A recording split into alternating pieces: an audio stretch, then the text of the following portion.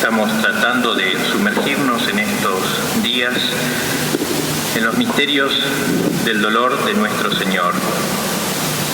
Pero generalmente la Iglesia reserva esta noche, este atardecer y esta noche, a contemplar la soledad de Nuestra Señora. La cruz está vacía, Cristo ha sido retirado y la Madre ya no ve más al Hijo. Y por eso la Iglesia, que se siente en cierta manera representada en el dolor de Nuestra Señora. La Iglesia, cuya fe late en el corazón de la Virgen, cuando en todos los demás apóstoles esa fe ha quedado disminuida, si es que no ha desaparecido, la Iglesia, contempla el corazón de María, el corazón mártir de Nuestra Señora, el corazón solitario y redentor de María Santísima. En realidad, toda la vida de Cristo fue un caminar a la cruz. Si quisiéramos resumir los 4 evangelios, diríamos que toda la existencia de Cristo fue ir de Belén a Jerusalén, de la Navidad a la cruz. Si el Verbo se hizo carne, fue para tener alguna materia que ofrecer en sacrificio. Porque como Dios que era el Verbo no podía ofrecer ningún sacrificio, era menester que asumiera alguna materia para poder inmolarla, ofrecerla en sacrificio. Toda su existencia, por tanto, toda la existencia del Verbo es ir a la cruz. Y advertimos que todo el intento del demonio a lo largo de los evangelios es evitar que Cristo llegue a la cruz, ponerle obstáculos, ofrecerle una redención mundana, una redención que no pase por la cruz, que no pase por el sacrificio. Pero Cristo sigue impertérrito y señorial ese camino majestuoso que culmina en el Calvario. Por supuesto que un solo acto de amor hubiera bastado para nuestra redención. Un solo suspiro de Cristo, una lágrima, una sonrisa de Cristo hubiera bastado para nuestra redención. Cualquier más mínimo acto de Cristo tiene un valor infinito. ¿Y por qué entonces la pasión? ¿Por qué la sangre? ¿Por qué la cabeza coronada? ¿Por qué el costado taladrado? ¿Por qué ese derrame total de la sangre del Señor? La razón, sin razón, es el amor infinito que Dios nos tiene. Quiere exagerar su amor. Quiere con su amor despertar el nuestro, dormido, debilitado. Porque nada despierta mejor una respuesta de amor que una muestra de amor verdadero. Esa respuesta de amor que los hombres debemos dar a Cristo comenzó ya en el corazón de Nuestra Señora. Amor de madre, desde el primer instante de la concepción del Hijo en sus entrañas, pero también amor de socia, de esposa, al pie de la cruz. Enseña San Alberto Magno que la Virgen fue escogida para ser esposa, según aquella expresión del Génesis, hagamos una ayuda semejante a él. La Virgen es la nueva Eva, es la ayuda del esposo. La Virgen es la socia, la esposa del Cristo Redentor, especialmente en la pasión, en esas bodas de sangre, cuando habiendo huido todos los discípulos, permaneció sola al pie de la cruz. Las heridas que Cristo recibió en su cuerpo, ella las recibió en su corazón. Y por eso es Nuestra Señora de la Compasión, porque padeció con. Toda la vida de Nuestra Señora fue acompañar a Cristo padeciendo. Esto ya desde la Anunciación. Ella consintió en proveer la víctima, hecha de su propia carne, de su propia sangre. En el momento en que el ángel le anuncia y ofrece sus entrañas para la víctima, supo al menos genéricamente lo que le esperaba. Su encuentro con Simeón se lo reveló. Ese episodio tan hermoso de la presentación de Jesús en el templo se ordena precisamente hacia el ofrecimiento que hará María de su Hijo en la cruz. En el corazón de Nuestra Señora, que lleva al niño a Jerusalén para presentarlo al Señor, se percibe esa voluntad de oblación que trascendía el significado meramente ritual. Cristo, circuncidado, derrama allí sus primeras gotitas de sangre, preludio de la hemorragia de la cruz. Gotas de sangre, Santo Tomás dirá que una sola gota basta para salvar al mundo entero. Cristo derrama las primeras gotitas de su sangre. Y por eso en el templo precisamente el anciano Simeón unió en un solo vaticinio al Hijo, signo de contradicción, y a la Madre, a quien una espada traspasaría el alma. Y por eso también Pablo VI, en su documento Marialis Cultus, llama hermosamente a María la Virgen oferente, relacionando expresamente su ofrecimiento de Jesús en el templo con el ofrecimiento de la cruz. Podríamos decir que cuando la Virgen toma en sus manos al niño para mostrarlo a Simeón, se parece tanto al sacerdote cuando en el momento del ofertorio toma sobre la patena y pone sobre la patena la hostia, la oblación. La Virgen es la patena de Cristo, luego se inmolará esa hostia en la cruz, pero ahora ella tiende sus manos como primera patena de la historia. Virgen oferente, la llama el Papa, Virgen de la oblación.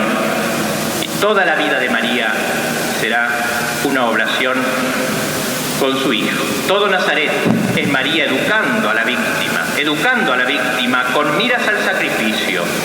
Por eso María al pie de la cruz no es sino la consumación de ese estado victimal en que estuvo toda su vida, desde su fiat inicial. Toda ella es, a lo largo de toda su existencia, una patena dolorosa sobre la cual se ofrecería la víctima divina. Por eso cuando la contemplamos erguida al pie de la cruz, de pie, Stabat Mater, estaba de pie, asociando su corazón maternal al sacrificio de su Hijo, entendemos cómo aquí llega a su plenitud todo el sentido de su vida. Místicamente sufrió en carne propia los dolores de su Hijo, en carne propia. Al fin y al cabo, esa carne de su Hijo era la carne misma que ella le había dado, para que la ofreciera y para que la victimara. ¿Quién podrá medir el abismo del dolor de María al pie de la cruz? Con toda propiedad pone la liturgia en labios de la Virgen aquel texto del Antiguo Testamento: oh vosotros que pasáis, cuantos pasáis por aquí, mirad y ved si hay dolor comparable a mi dolor. Dolor sereno, dolor purísimo, pero dolor profundo, desgarrador en las entrañas de la Madre. Porque no es solo un dolor físico, como el dolor de Cristo crucificado no fue solo un dolor físico, eso es lo más periférico. Lo principal del dolor es su causa. Cristo sufre tanto porque conoce la causa de su dolor, que es el pecado de los hombres. Para conocer al fondo lo que es el pecado, hay que ser Dios. Y Cristo lo es. Él mide exactamente el abismo de miseria, la repugnancia infinita que Dios experimenta frente al pecado. Y como hombre que es, cargado con todos los pecados de la historia, hecho pecado, dirá San Pablo, como el pecado encarnado, cargando todos esos pecados, siente el desgarramiento, siente el abismo que un pecador experimenta en la presencia del Dios que él también es. Algo semejante a la pena de daño, a la pena infernal. Pues bien, después de Cristo, nadie conoce mejor el pecado que aquella que fue concebida sin pecado y no conoció ni la sombra del pecado, María Santísima. Al ver a su Hijo hecho gusano, mide la hondura horrorosa del pecado. Esta es la causa principal de su dolor inenarrable. Cristo muerto en sus brazos, ese Cristo escupido, sangrante, es el hombre tal cual lo deja el pecado, y ella lo tiene sobre sus rodillas, porque al fin y al cabo, ¿qué es la muerte sino el salario del pecado? Dolor puro, pero dolor profundo. No un dolor histérico, no hay gritos, no hay llantos, pero sin embargo es un dolor que cala hondo, dolor de madre. Si el corazón de toda madre se ha hecho especialmente para el dolor y para el amor, el corazón de María no es el de una madre cualquiera, sino el de la madre por excelencia, el de la Madre de Dios.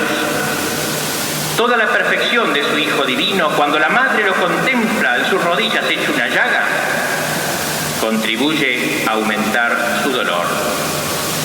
Realmente, Nuestra Señora de la Compasión padeció con la lanza que abrió el costado de Cristo, perforó su costado, como se lo había profetizado Simeón. Los clavos que taladraron las manos del sacerdote se hundieron en las manos de la madre del sacerdote. Fue concrucificada. Por eso la Iglesia se complace en llamarla corredentora, porque ella fue, como dijimos, una patena aquí en la cruz, como nunca, en la que ofreció la divina víctima, en esta primera elevación de la historia. 3 horas crueles de elevación. La primera, antes de la elevación que todos los días hacemos los sacerdotes en la Santa Misa, luego de la consagración. María ofreció libremente a su Hijo, muriendo con él, con el corazón traspasado por la espada del dolor. María compadeció de tal modo con su Hijo, que sufría y moría, que casi murió con él, y renunció con gran generosidad a su derecho materno, inmolándose voluntariamente, inmolando a su Hijo en cierta manera, a tal punto que, como dice un Papa, se puede afirmar que junto con Cristo salvó al género humano. Formidable la expresión del pontífice. Junto con Cristo salvó al género humano. La sangre de Cristo y las lágrimas de la Madre son 2 cosas inseparables. La sangre y las lágrimas. La sangre de Jesús que se derrama de la cabeza, de las manos y del costado, y las lágrimas de María que brotan de sus ojos enrojecidos, confluyen en el mismo canal que salvó al mundo. Y aquí comienza la soledad de Nuestra Señora. La soledad de María comienza con la sepultura de Cristo. No es la soledad de criaturas lo que le causa el principal dolor, es la ausencia del Hijo. Ahora lo han sepultado, ya no lo ve más, y se retira del sepulcro acompañada de las santas mujeres, del discípulo amado y de los 2 amigos del Señor, Nicodemo y José de Arimatea. Imaginemos cómo después de haber asistido al entierro habrá pasado de nuevo delante de la cruz que está tan cerca. ¿Con qué ojos la miraría? Ella que como nadie había comprendido todo el significado del himno de la Iglesia que hemos cantado hoy, Ave Crux, pes única, Ave Cruz, única esperanza. Bajan del Calvario y la Madre no puede dejar de ver en esta especie de Vía Crucis al revés las gotitas de sangre que han salpicado el camino del martirio. Pasan por la ciudad santa. María es reconocida por muchos. Ella no haría sino recordar escenas que había tristemente amontonado en las últimas horas de su Hijo. Pero lo más ungido para el corazón cristiano es introducirse con santo respeto en el retiro de María en la noche, esta noche de su soledad, para acompañarla en su dolor. Dolor de la soledad. La soledad da un especial relieve al dolor. María está sola, no tan solo físicamente, sino moralmente. Ni tiene consigo a San José, ni nadie puede acompañarla en serio. Nadie puede medir para acompañarla todo el amor concentrado en el corazón de María. Los discípulos están acobardados, desmoralizados. Solo ella entiende el misterio, pero debe soportar todo el peso del misterio en la intensidad de su dolor. Ella, como nadie, puede decir de Cristo lo que luego diría el apóstol: mi vivir es Cristo. Esa ausencia que ha puesto en su vida la losa del sepulcro de su Hijo es la noche oscura del corazón maternal de María. Ella, como Jesús, en la noche de su soledad puede decir: Hijo mío, ¿por qué me has abandonado? Hemos contemplado 2 cuadros: María al pie de la cruz y la soledad de Nuestra Señora. Pero reflexamos ahora sobre nosotros mismos para sacar provecho.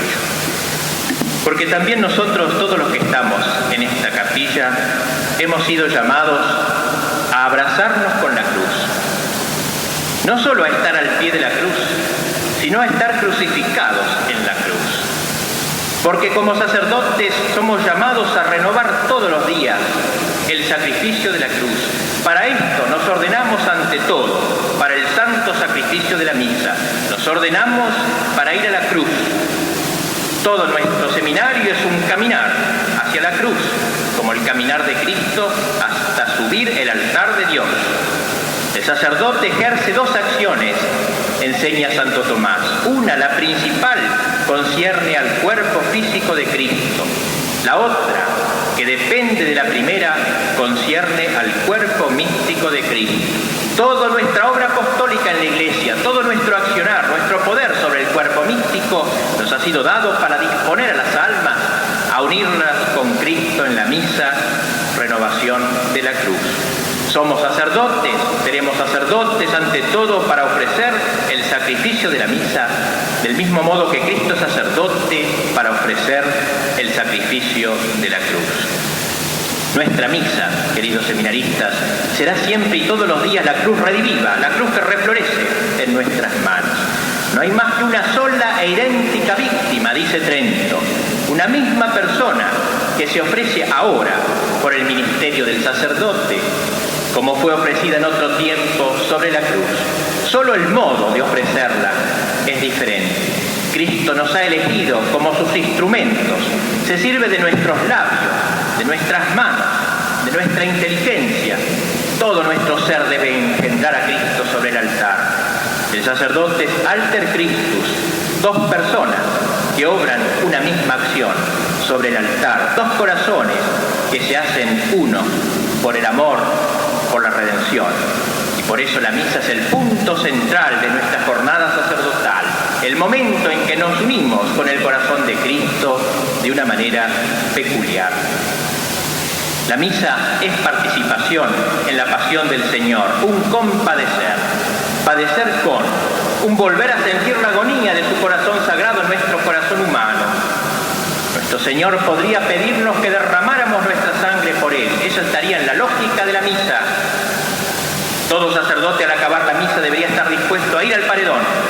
Debería estar dispuesto a conformarse físicamente con la muerte de Cristo inmolado, que toma siempre de nuevo en sus manos durante la misa.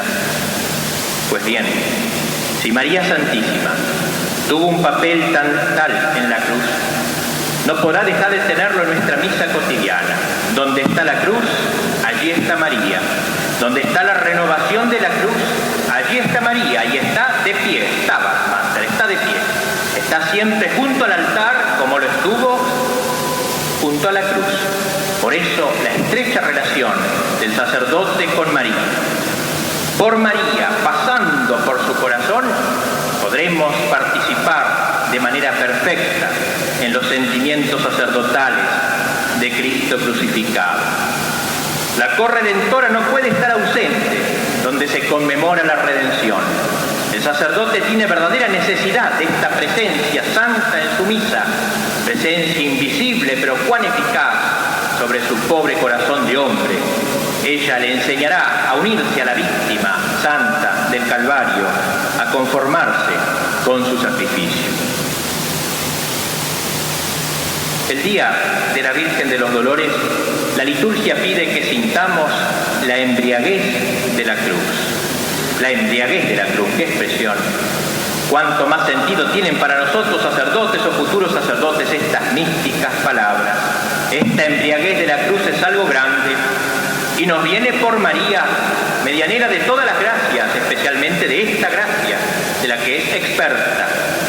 La misa de un sacerdote unido a Cristo no puede concebirse sin ayuda de María. María, desde ya, en nuestra misa de cada día, en nuestra cruz de cada día. Antes de celebrar la misa, antes de tomar parte en la misa, le pediremos que nos una siempre de nuevo a Cristo sacerdote, que nos dé la conciencia de que vamos al Calvario. Y durante la misa, al extender nuestras manos orantes, nos recordará que somos otros Cristos, crucificados, puestos en cruz. Durante la misa, en especial en el momento de la consagración, no podremos dejar de imaginarla junto a nosotros de pie, Después de la misa podremos entonar con ella el Magnificat. Pero esta unión con María, comenzada en el altar, debe prolongarse a lo largo de toda nuestra jornada de sacerdotes, de futuros sacerdotes, porque hemos sido llamados a ser siempre víctimas, a llevar en nuestra carne los estigmas de Cristo crucificado, a mortificar, a vivir en la soledad, en adherirnos a la cruz como María, aun cuando veamos que muchos la abandonan, que muchos apostatan, llamados a no avergonzarnos de la cruz de Cristo, llamados al martirio. María no solo es la madre del sacerdote, es también su socia, su compañera, como fue no solo la madre del sumo y eterno sacerdote en la Anunciación, sino también su socia y esposa en la cruz redentora. Así con nosotros. Desde el seminario nos va engendrando, para darnos a luz en esa Navidad sacerdotal que será el día de nuestra ordenación, pero para seguirnos luego acompañando. No por nada somos otros Cristos en toda nuestra obra apostólica. Regina Martyrum, reina de nosotros, sacerdotes, llamados a la soledad, al martirio, a la victoria final de la resurrección. Así sea.